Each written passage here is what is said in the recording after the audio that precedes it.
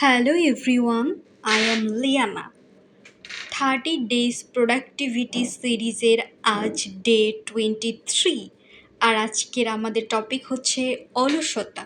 তুমি কি কাজে অলসতা ফিল করো? তাহলে আজকের ভিডিও তোমার জন্য। তো চলো শুরু করা যাক।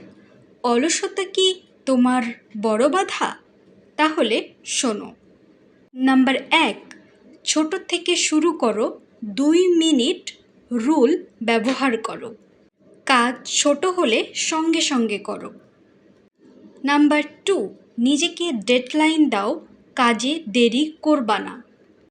নাম্বার 3, কাজ শেষ হলে নিজেকে রিওয়ার্ড দাও, এতে মোটিভেশন বাড়বে।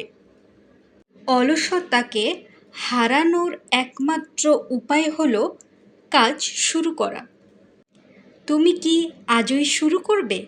আর শুরু করলে অবশ্যই আমাকে কমেন্টে জানাও, আর ভিডিওটি কেমন লেগেছে তাও জানাও।